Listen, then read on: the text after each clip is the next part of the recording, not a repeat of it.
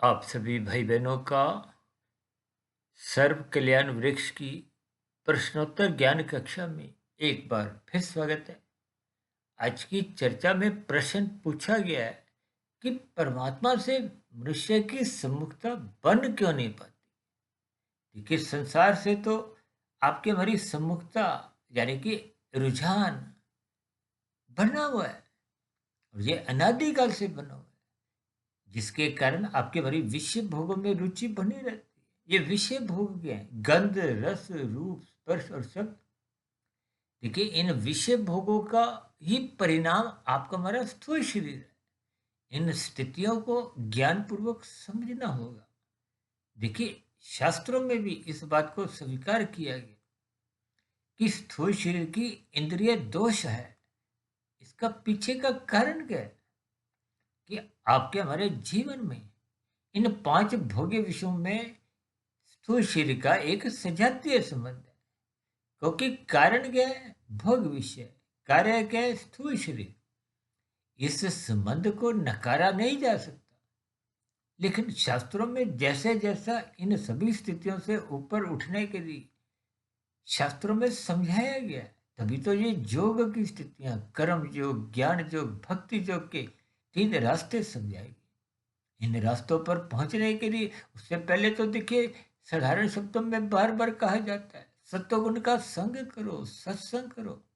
और जब तक सत्संग की स्थितियां ज्ञान पूर्वक, श्रद्धा पूर्वक आरंभ नहीं होती, तब तक फिर देखिए ये सभी स्थितियां अपना अपना स्थान ग्रहण नहीं करती। तो फिर विषय भोगों की या योग को कि संसार के सम्मुखता आपकी बड़ी बनी रहती है। ये संसार रजोगुणी है, ये संसार तमोगुणी है। या तमोगुणी का भी प्राय देखिए पदार्थों की दुनिया है। ये पदार्थ आपको हमें बार बार भोगने पर एक आकर्षित करते हैं। ये संसार देखिए, स्त्री पुरुष का जो आपसी आकर्षण है, इसको भी एक रजोगुण से, संसार से जुड़ा गया। इन सभी स्थितियों को ज्ञान पूर्वक समझने के लिए शास्त्रों में कहा गया कि मनुष्य को श्रद्धा पूर्वक सत्संग करना।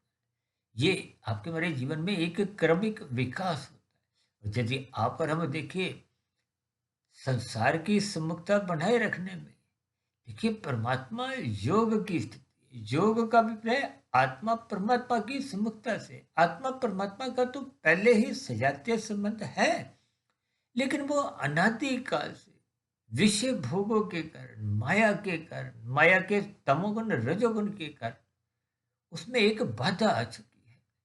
इसलिए अस्थायी रूप से आपके हरि परमात्मा की जो एक विमुक्ता बन चुकी है, उस विमुक्ता को ही सम्मुक्ता में बदलने के लिए ये विभिन्न प्रकार की योग, कर्म योग, ज्ञान योग, भक्ति योग की स्थितियां समझाई। लेकिन इन सभी स्थितियों को क्रमबद्ध तरीके से देखिए, जब तक मनुष्य तमोगुण से रजोगुण में नहीं जाता, रजोगुण से सत्वगुण में नहीं जाता, तो फिर तब तक तो सत्वगुण से विशुद्ध सत्वगुण की यात्रा आरंभ ही नहीं होती। देखिए, सभी स्थितियां क्रमबद्ध तरीके से ज्ञान की कड़ियां जब तक आप नहीं जोड़ोगे, मात्र मोटे स्तर पर ही परमात्मा की कुछ आरती गा ली या कुछ कर्म कांड कर दिए। देखिए, कर्म कांडों का भी एक विशेष महत्व तब बनता है जब आप कर्म कांडों को ज्ञान पूर्वक करते हो, श्रद्धा पूर्वक करते हो। ये आपका हमारा क्रमिक विकास करते हैं।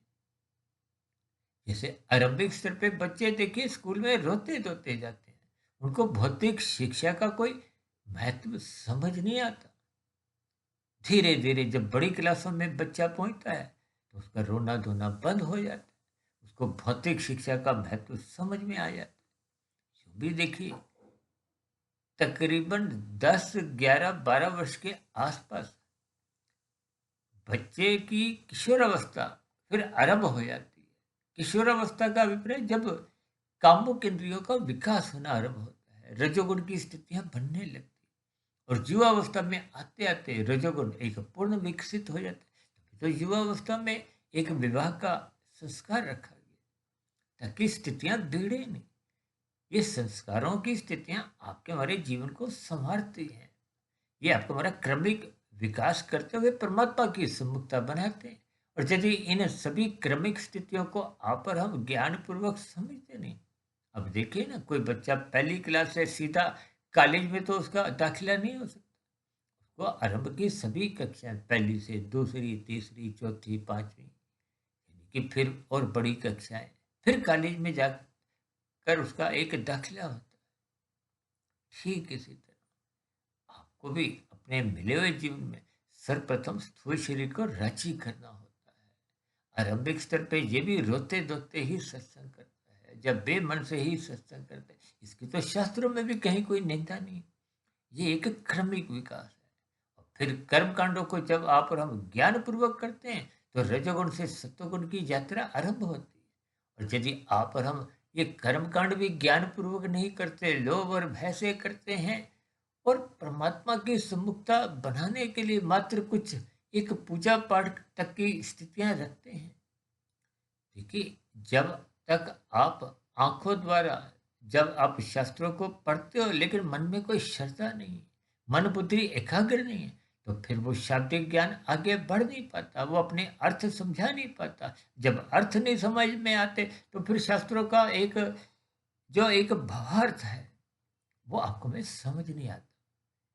इन सभी स्थितियों को ज्ञान पूर्वक आप और हम जितना जितना समझते जाएंगे, देखिए ये सभी स्थितियां आपको हमें क्रमबद्ध तरीके से समझनी है। ज्ञान जब तक टिकता नहीं है, तभी तो कहते हैं श्रद्धा पूर्वक सत्संग करो। उस श्रद्धा पूर्वक किए गए सत्संग का फिर मनन करो, चिंतन करो। देखिए, श्रद्धा पूर्वक सत्संग को हम तो 1% की ही एक सफलता समझते हैं। और जो मनुष्य अभी राशि स्थितियों में है, वो तो श्रद्धा पूर्वक सत्संग कर भी नहीं पाता। तो फिर ऐसी स्थितियों में देखिए, उसकी स्थितियां कुछ विशेष एक सात्विक बन नहीं पाती, क्योंकि 1% से भी कम की स्थितियां हैं। तब ऐसी स्थितियों में तो देखिए, वो 0 और 1 के बीच में ही, देखिए ये एक दार्शनिक भाव आपको हमें इसके अर्थ भावार्थ समझने होंगे। हालांकि 0 और 1 के बीच की कोई स्थितियां होती नहीं, लेकिन इनके बीच का अंतर बहुत गहरा है। ये सभी स्थितियां आपको हमें ज्ञान पूर्वक समझनी होती। जब ज्ञान भीतर मन बुद्धि में टिकने लगता है, वो टिका हुआ ज्ञान जब आगे की यात्रा करता है, संस्कारों की स्थान, यानी कि कार्य शरीर में वो जब शुभ संस्कार के रूप में ज्ञान टिकता है, तो वो पहले के बुरा जो संस्कार बने हुए थे उनको भगाता है, कमजोर करता है, और अंतिम रूप में वो समाप्त कर देता है।